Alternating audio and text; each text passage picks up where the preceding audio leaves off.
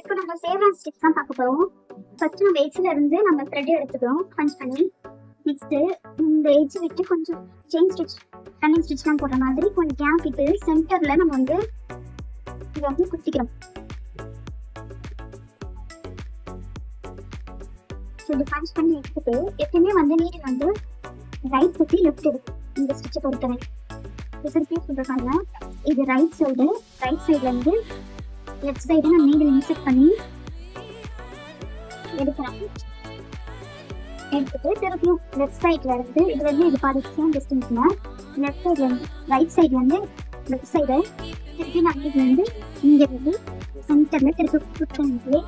இப்போ இந்த லூப்ல வந்துடக்கூடாது. என்ன எடுத்துறீங்களா திருப்பி பாருங்க, நீடில் வந்து லெஃப்ட் சைட்ல இருக்கக்கூடாது, ரைட் சைட்ல வந்து லெஃப்ட் சைட்ல வந்து நான் பஞ்ச் பண்றேன் நீடில். இது எப்படின்னு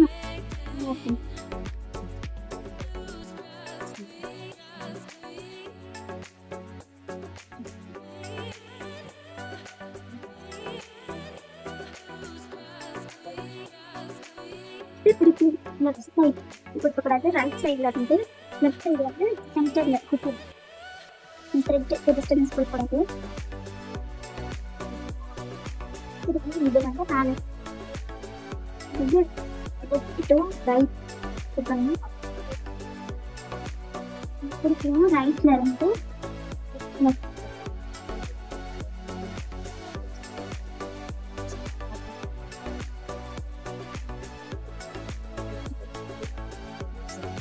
திருப்பி சொல்றாங்க. இன்னும் வந்து ரைட் சைடு வந்து லெஃப்ட் சைடு தான் கொடுக்கணும். இது வந்து இது வந்து லெஃப்ட் சைடு நான் பஞ்ச் பண்ணிக்கிறேன். இந்த த்ரெட் வந்து மேலே பார்க்கணும். இப்போ திருப்பி ரைட் சைட்ல இருந்து லெஃப்ட் சைடு வந்து சென்டரா ஏற்கனவே பஞ்ச் பண்ணிருக்கோம். நான் வந்து த்ரெட் எடுக்கிறேன். இதெல்லாம் வந்து சேவ்ரான் ஸ்டிச். ஓகேங்களா?